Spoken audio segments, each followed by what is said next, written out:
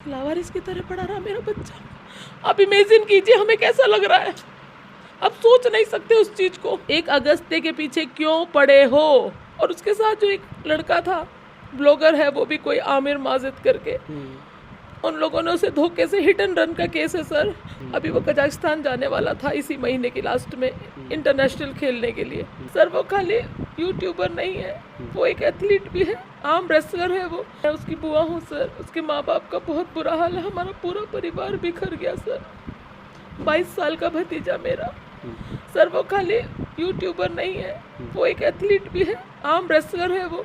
उसने कभी भी अगर पैसे कमाने की बात होती या यूट्यूब पे छाने की बात होती सर, तो अपना एक और ब्लॉग बनाता जिसमें वो दिखाता कि वो कितना बड़ा आर्म रेसलर है। अभी वो कजाकिस्तान जाने वाला था इसी महीने की लास्ट में इंटरनेशनल खेलने के लिए। वो आर्म रेसलर है, स्टेट के लिए उसने गोल्ड लाए हैं। उसका पूरा रूम गोल्ड मेडल से भरा हुआ है सर। लेकिन उसको एक साजिश के तहत, मैं 100% श्योर हूँ सर कि उसको एक साजिश के तहत उसके माँ बाप से दूर किया गया। और उसके साथ जो एक लड़का था, ब्लॉगर है, वो भी कोई आमिर माजिद करके, उन लोगों ने उसे धोखे से हिट एंड रन का केस है सर। मैं बस ये चाहती हूँ कि मेरे बच्चे को न्याय मिले। मेरा भाई इतना परेशान है सर। रोज हर दूसरे दिन वो अलीगढ़ जा रहा है, टप्पल थाना जा रहा है वो हर रोज़। कभी किसी बात के लिए, कभी कोई सबूत मिल रहा है, कभी कोई सबूत मिल रहा है सर। तो मैं बस सबसे, पूरे उत्तराखंड से ये कहना चाहती हूँ कि अपने बच्चे को न्याय दिलाइए। आज ये गया है, कल किसी और को लेके जाएंगे और इस तरह से मार देंगे। किसी को आगे नहीं बढ़ने दिया जाएगा। कोई कहता है स्पीड थी, कोई कहता है कुछ था, कुछ नहीं था सर ऐसा। वो जो दिखाया जा रहा है वो उसकी पहले के वीडियोज़ है, उसको एडिट किया जा रहा है सर। अगर उसकी स्पीड होती ना सर, तो बाइक के परखच्चे उड़ चुके होते, उसके शरीर पे चोटों के निशान होते सर। इतनी स्पीड में तो बॉडी आपको समेटनी पड़ती है सर, बाइक भी समेटनी पड़ती है। टप्पल थाना में जाके देखिए, वहाँ पर बाइक बिल्कुल सही सलामत खड़ी है, पीछे वाले रिम पे बैंड है, जिससे पता चलता है कि उसको पीछे से हिट किया गया है सर। और उसकी पूरी बॉडी में कोई चोट के निशान नहीं है, सिर्फ हेड इंजरी है उसको। बॉडी में एक, मेरे भाई कह रहा था कि दीदी अगर एक उंगली में भी फ्रैक्चर होता तो मैं मानता कि यश अपने आप से गिरा, एज ए टीच हमारा बच्चा। तो मेरी आप सबसे हाथ जोड़ के यही रिक्वेस्ट है, प्लीज़ उसे न्याय दिलाइए। हमने तो अपना बच्चा खो दिया है, लेकिन किसी और के बच्चे के साथ ऐसा ना हो। वो अभी नए नए कोई ब्लॉगर्स थे, वो बहुत बड़े ब्लॉगर्स हैं, और ये बच्चा है, तो ये अभी कुछ टाइम पहले ही उसके कांटेक्ट में आए थे। तो वो ये कह रहा था कि पापा मैं इनसे ना कुछ सीखूंगा, और कि इस तरह से ब्लॉग बनाए जाते हैं, ये बहुत बड़े ब्लॉगर्स हैं, मैं सीखूंगा।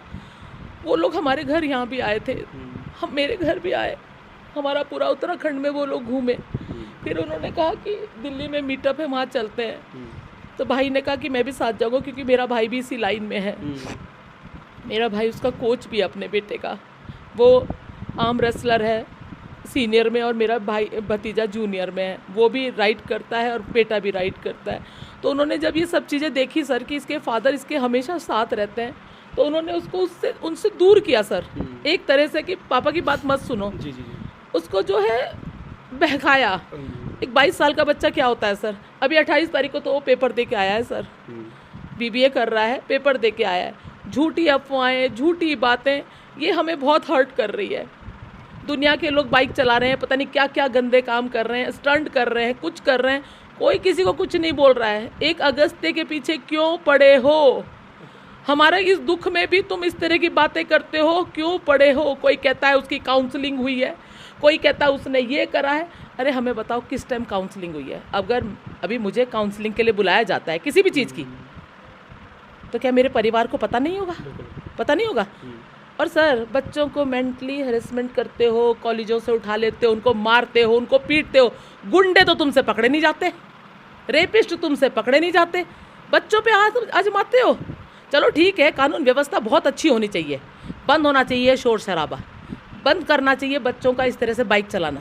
मैं भी कहती हूँ, हम नहीं कहते कि बच्चे सही कर रहे हैं, लेकिन हर चीज़ का एक तरीका होता है। तो लोग कहते हैं ना स्पीड बहुत ज़्यादा थी, तो उन्हें कहना कि आप 300 की स्पीड किसी से भी पूछ लीजिए, 300, 270, 280, अगर उसमें आप इतनी स्पीड करके किसी चीज़ को छोड़ दीजिए, अगर वो चीज़ ज़रा सी भी डैमेज नहीं होती है, तो आप इस बात को, ये तो अंधा भी बता देगा कि इतनी स्पीड पे कोई बच सकता है। मैंने कहा बाइक छोड़ो, इंसान को समेटना पड़ता है। ये तो एक पागल आदमी बता देगा, मैं तो नहीं चलाती ना बाइक। आप भी चलाते होंगे सर। इतनी स्पीड में आपकी बाइक सही सलामत खड़ी रहेगी और आप जाके एक तरफ गिरोगे, सिर्फ आपका सिर लगेगा और आप सही सलामत रहेंगे। क्या आपकी बॉडी लोहे की बनी है? आपको फ्रैक्चर्स नहीं आएंगे? बताइए मुझे, आएंगे कि नहीं आएंगे? तो मैं झूठ बोल रही हूँ?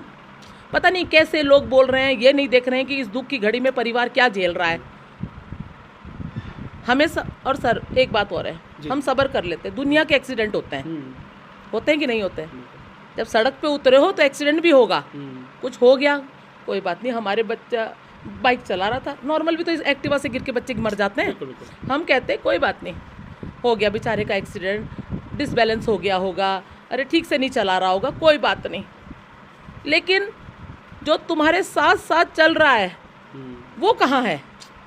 क्या वो गिरा तो तूने किसी को बुलाया, उसके पापा को फ़ोन करा उसके पापा को फ़ोन कि अंकल जी एक्सीडेंट हो गया, हम अगस्ते के साथ खड़े, आप तुरंत अस्पताल पहुंचो। लावारिस की तरह पड़ा रहा मेरा बच्चा। अब इमेजिन कीजिए हमें कैसा लग रहा है। अब सोच नहीं सकते उस चीज़ को जो हम फील कर रहे हैं। हम उसे कुछ, हम क्यों बोलते हैं? हमारे लिए वो हीरो बन जाता कि उसने मेरे बच्चे के पास खड़ा रहा, वो गया नहीं वहाँ से। जब कभी पुलिस ने उसको देखा, किसी ने फ़ोन करा सर, फिर वो गाड़ी और उसको लेके गए, फिर पुलिस ने गाड़ी के नंबर से चेक करा कि ये गाड़ी कहाँ की है, फिर पुलिस ने उत्तराखंड पुलिस को फ़ोन करा, फिर उत्तराखंड पुलिस यहाँ आई सर, यहाँ से मेरे भाई को फ़ोन करा, तब मेरे भाई को पता चला कि मेरे बच्चे का एक्सीडेंट हो रखा है। समझ रहे हैं आप इस बात को? अगर वो कहता है कि मैं बहुत आगे निकल गया था, सुपर बाइक्स हैं तुम्हारे पास, सुपर बाइक्स हैं सबके पास, कितने मिनट लगेंगे आपको वापस आने में?